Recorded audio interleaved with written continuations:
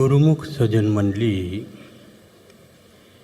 इसी प्रकार अपने मन एवं चित्त की समस्त वृत्तियों को एकाग्र रखते हुए अपना ध्यान भक्ति, परमार्थ, रूहानियत के शहंशाह हाजिर हजूर श्री श्री 108 श्री सद्गुरुदेव दाता दयाल जी महाराज जी के सुंदर मनोहर दर्शन दीदार में लगाते हुए अपनी मुखरसना को पवित्र करने हेतु प्रेम सहित मिल करके बोलना जयकारा बोल मेरे श्री गुरु महाराज की जय। सजनों,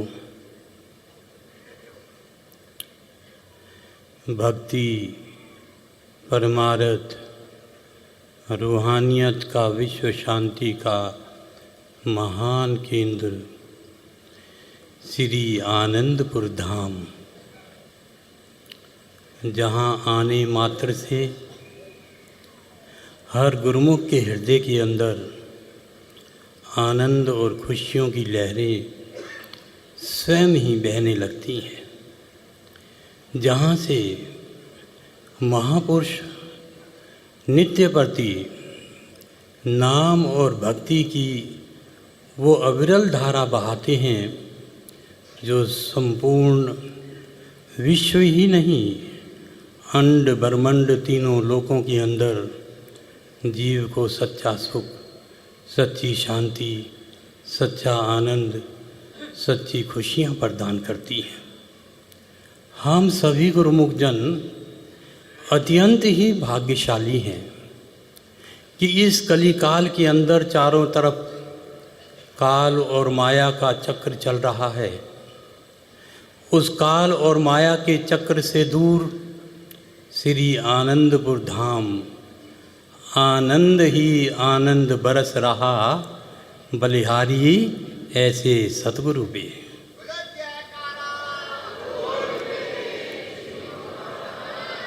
जहाँ निरंतर आनंद की बरसात हो रही है। गुरुमुखों से पूछते हैं क्या हाल है, तो एक ही आवाज़ निकलती है, आनंद ही आनंद है, खुशियाँ ही खुशियाँ हैं। किसके अंदर है वो खुशी? खुशी केवल गुरुमुख के अंदर है। और गुरुमुख कौन है? जो गुरु की आज्ञा को मुख्य रखता है, गुरु की मौज में चलता है, गुरु के वचनों को सिरोधार्य करता है, उस पर मनन करता है। और ऐसे गुरुमुख के अंतःकरण में आनंद ही आनंद बरसता है। हमारे इष्ट देव नैनाभिराम, प्रातः स्मरणीय जगत वंदनीय, रोम रोम में बसने वाले श्री परमहंस अवतार जी महाराज, श्री पंचम पातशाही महाराज, उनकी ये अमर वाणी है कि गुरुमुख के मन सदा खुशी। ये खुशी किसके पास है? जो गुरुमुख है। नित्य सेवा भक्ति की प्यास। जो गुरुमुख होगा वो अपने समय को केवल सेवा और भजन में ही लगाएगा, वो गुरुमुख है। उसके अंदर हमेशा खुशी रहेगी। एक बार श्री वचन हुए कि अगर किसी के मन में खुशी नहीं है तो अंदर झांक करके देखे कि मेरे अंदर क्या कमी है। कहीं ना कहीं कमी होगी, गुरुमुखता के लक्षण में कहीं ना कहीं कमी होगी, वरना उसके अंदर तो खुशी होनी चाहिए। उसके हृदय में खुशी हो, उसके चेहरे में खुशी हो, उसके चेहरे में ऐसा गुरु के प्रेम का तेज हो कि वह स्वयं भी खुश हो और उसके संपर्क में आने वाले गुरुमुख भी खुश हो जाए। मनमुख रहे नित जूरता मन विषन की आस। जो मनमुख है वो केवल मन को खुश करता है, अपनी इच्छाओं की पूर्ति में जीवन व्यतीत कर देता है, अपने शरीर की पूर्ति में जीवन व्यतीत कर देता है। और उसके पश्चात होता क्या है? इस संसार में भी दुखी रहता है और फिर यहाँ से जाता है तो बंधनों में चला जाता है। इसलिए गुरुमुख का फर्ज है कि महापुरुषों के वचनों पर मनन करना, कि एक वचन गुरुदेव का। अभी 2 दिन पूर्व हमारे महाप्रभु जी सुंदर सिंहासन पर विराजमान थे। गुरुमुख जन बड़ी श्रद्धा सहित दर्शन दीदार कर रहे थे।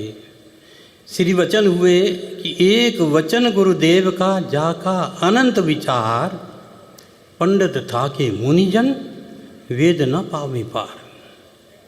कि महापुरुषों का एक ही वचन है जिसमें अनंत अनंत अनंत अनंत विचार हैं, उसमें गूढ़ रहस्य भरे हुए हैं।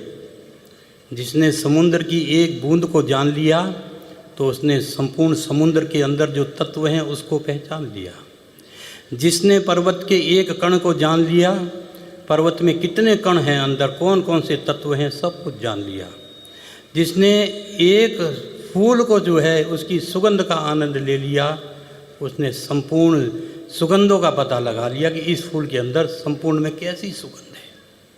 तो ऐसे ही वचन हुए कि एक वचन गुरुदेव का, जिसने एक वचन को मान लिया उसने संपूर्ण शास्त्रों को, ग्रंथों को, वेदों को, व्याकरणों को सबको जान लिया। पंडित था कि मुनिजन वेद न पावे पार। कि उसके लिए बड़े बड़े विद्वान वो भी थक गए हैं। पंडित था कि मुनिजन, बड़े बड़े मुनि, ऋषि मुनि, तपस्वी जो कंदराओं में बैठे हैं वो भी नहीं जान पाते। और वेद तो पारावार ही नहीं पा सकते। कितनी महिमा है महापुरुषों के एक वचन की। एक बार एक भक्त श्री गुरु महाराज जी के दरबार में निष्काम भाव से, श्रद्धा से सेवा करता था और अत्यंत ही श्रद्धा थी श्री गुरु महाराज जी के चरणों में। जहाँ जो आज्ञा होती थी उस आज्ञा के अनुसार अपने जीवन को व्यतीत कर रहा था। एक दफ़ा उसको वापस अपने घर जाना पड़ा, कहीं दूर गांव का था। जब चलने लगा तो बहुत ही भोला था, आज्ञाकारी था। जैसे श्री गुरु महाराज जी ने अभी वचनों में 2 दिन पूर्व फरमाया था, आज्ञाकारी गुरुमुख नीके, सहजो लोक भोग सब फीके। जो आज्ञाकारी है उसके लिए गुरु की आज्ञा से बड़ा और कोई चीज़ महत्व नहीं रखती। उसको संसार के जितने भी भोग पदार्थ हैं सब फीके लगते हैं। चमक, चांदनी, सब जो भी है सब उसको फीके लगते हैं। केवल गुरु की आज्ञा और मौज में चलती है। जाने लगा तो बड़ी श्रद्धा से श्री गुरु महाराज जी के चरणों में दंडोत वंदना की और बेनती की, गुरुवर मैं जा रहा हूँ, मुझे कुछ आता तो है नहीं, मुझे ज्ञान भी नहीं है, मुझे कुछ ऐसा मंत्र बता दीजिए जिससे मैं पार हो जाऊं, मेरा जीवन संवर जाए, कोई ऐसा मंत्र बता दीजिए। श्री गुरु महाराज जी ने फरमाया, ठीक है, आपने एक कॉपी में से पन्ना लिया, कलम ली और उस पर कुछ लिख दिया। कहा, बेटा यहाँ जाओ, इसे ले जाओ और अपनी यात्रा तय करो। हाँ, इसे बहुत संभाल के रखना, जहाँ कहीं इसकी ज़रूरत पड़े तो इसे निकाल करके उस ओर कर देना, देख लेना, पढ़ लेना, उस तरफ कर देना। वो प्रेमी चल पड़ा और रास्ते में चलता जा रहा है। अचानक जब अपने गांव के नज़दीक पहुंचा तो उसे नदी पार जाना था। नदी उफान पे थी, उसे कुछ रास्ता नहीं दिखाई दिया, कुछ नहीं सूझा। उसे ध्यान आया कि श्री गुरु महाराज जी ने ये वचन फरमाए थे, जब कभी कोई परेशानी आपदा आए तो ये पर्चा पढ़ना, निकाल के दिखा देना। उसने जेब से पर्चा निकाला, बड़ी श्रद्धा से उसको नतमस्तक हुआ, मत्थे पे लगाया, चूमा और नदी की तरफ कर दिया। हाथ जोड़े कि श्री गुरु महाराज जी, आप ही मेरे रक्षक हैं, मुझे अपनी मंजिल पर पहुंचना है। अचानक क्या हुआ कि रास्ता एकदम बन गया, जो बीच में से उसमें जो है पूरा रास्ता पगडंडी बन गई। सामने ही गांव था, पहुंच गया, नदी पार की पहुंच गया तो गांव के बाहर ही नदी के किनारे भागवत की कथा हो रही थी। बड़े बड़े विद्वान शास्त्री, ब्राह्मण, कथावाचक वहाँ बैठे हुए थे। वो चमत्कार देख रहे थे। उन्होंने जब उस भगत को देखा, प्रेमी को देखा, तो बड़े हैरान हुए। तो जो उनका मुखिया प्रधान था, विद्वान था, सभी वेदों शास्त्रों का जानने वाला, वो बाहर आया। उसने भगत को हाथ जोड़े, कहने लगे कि ये नदी कैसे पार कर दी, कौन सा मंत्र है तुम्हारे पास? तो उसने कहा, ये मंत्र मेरे श्री गुरु महाराज जी ने दिया है। और कहा कि दिखाइए कौन सा मंत्र है, हम भी देखें। उसने जेब से कागज़ निकाला और कहा कि मेरे श्री गुरु महाराज जी ने ये मंत्र दिया है और कहा था कि इस मंत्र को तुम्हें पढ़ना तो आता नहीं है, परंतु ये याद रखना, ये तुम्हारा संगी साथी है, ये हमेशा रक्षा करेगा, इसका इस्तेमाल करना। मैंने ये जब नदी उफान में थी तो ये मंत्र जो है उस नदी को दिखाया। तो पंडित बड़ा हैरान आना। उसने कहा कि हमें तो इतने वर्ष हो गए पढ़ते हुए, ग्रंथ शास्त्र पढ़ते हुए, तो ऐसा मंत्र तो हमने पढ़ा ही नहीं। तो उसने कहा दिखाओ, हम भी देखें। तो उन्होंने जब देखा तो पंडित जी उनके चरणों में झुक गए, उसको मस्तक पे लगा लिया। उसमें क्या लिखा था? उसमें ये लिखा था कि ये मेरा बच्चा है, इसका ख्याल रखना, और नीचे श्री गुरु महाराज जी के हस्ताक्षर थे।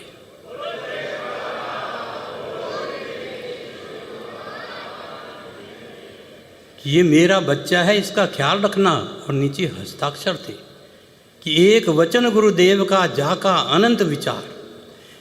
तो पंडित जी बोले, वो विद्वान बोले, भाई जो ग्रंथों और शास्त्रों को पढ़ने के बाद मुझे ज्ञात नहीं हो पाया, वो केवल आपने गुरु के एक वचन को मनन करने के बाद सभी वेदों, शास्त्रों, ग्रंथों का सार पा लिया है।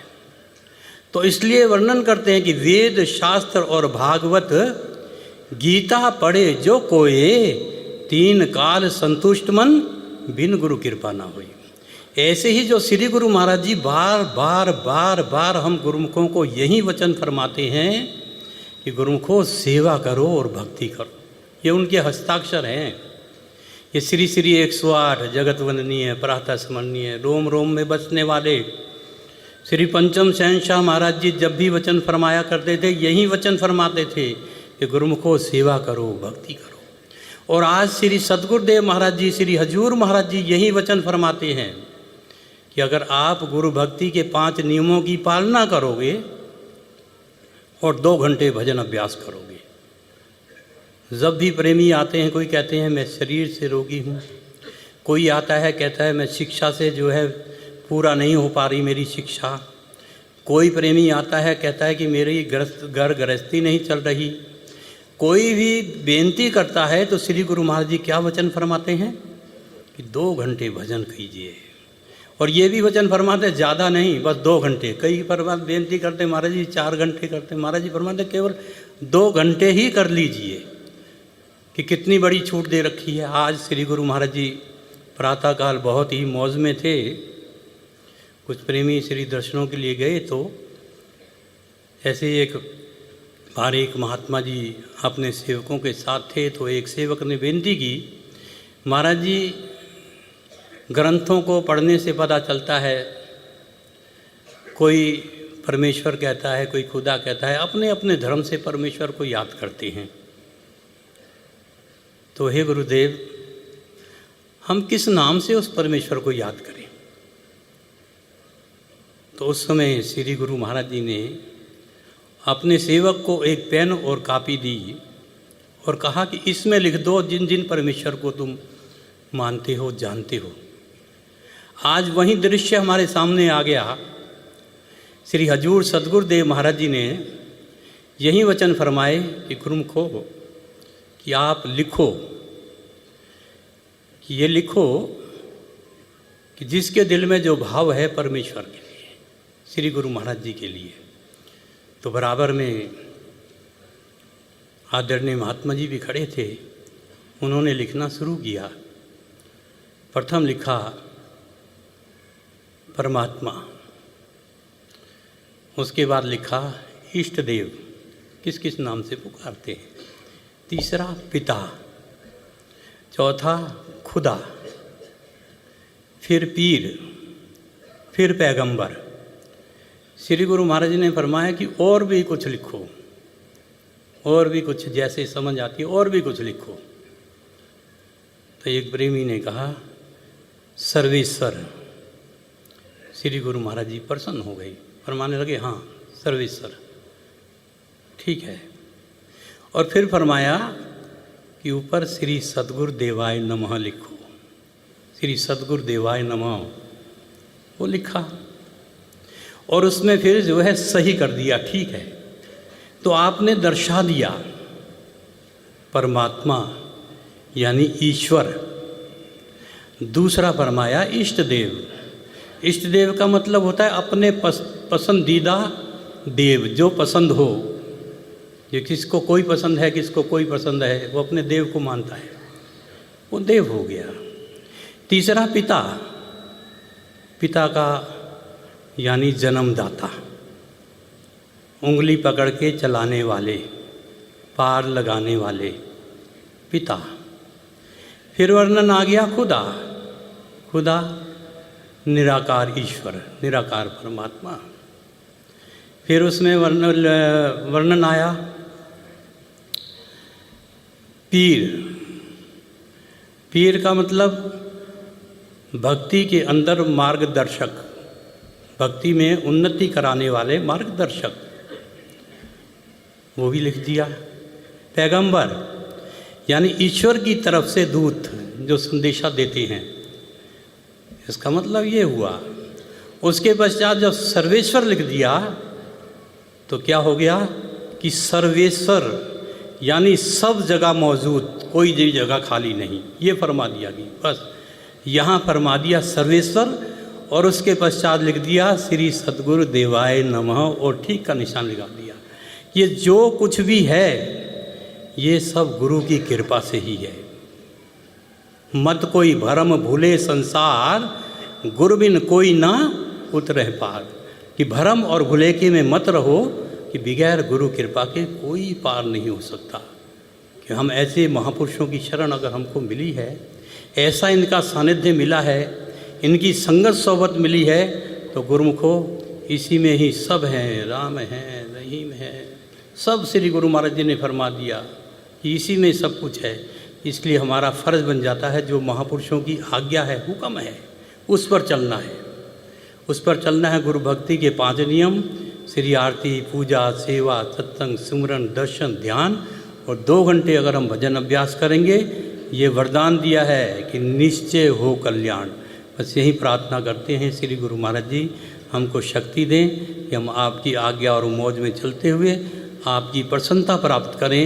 इसी प्रकार आप जैसे सुंदर सिंहासन में आशीर्वाद प्रदान कर रहे हैं, हर युग में हर पल आपका ऐसे ही आशीर्वाद प्राप्त करते हुए अपना लोक भी संवारें और परलोक भी बना लें। बोलो जयकारा बोल मेरे श्री गुरु महाराज की जय। आज के दिव्य सत्संग की, दिव्य दर्शनों की आप सभी गुरुमुखों को बहुत बहुत बधाई हो। ऐसे और दिव्य सत्संग सुनने के लिए इस चैनल को सब्सक्राइब करें, गुरुमुख जनता अवश्य शेयर करें ताकि वह भी घर बैठे बैठे परम लाभ प्राप्त कर सके। अगर आपने भी चैनल सब्सक्राइब नहीं किया तो चैनल को सब्सक्राइब करें, बेल आइकन प्रेस करना ना भूलें ताकि आने वाले सत्संग की नोटिफिकेशन आप सभी गुरुमुखों को घर बैठे बैठे प्राप्त हो जाए। बोलो जयकारा बोल मेरे श्री गुरु महाराज की जय।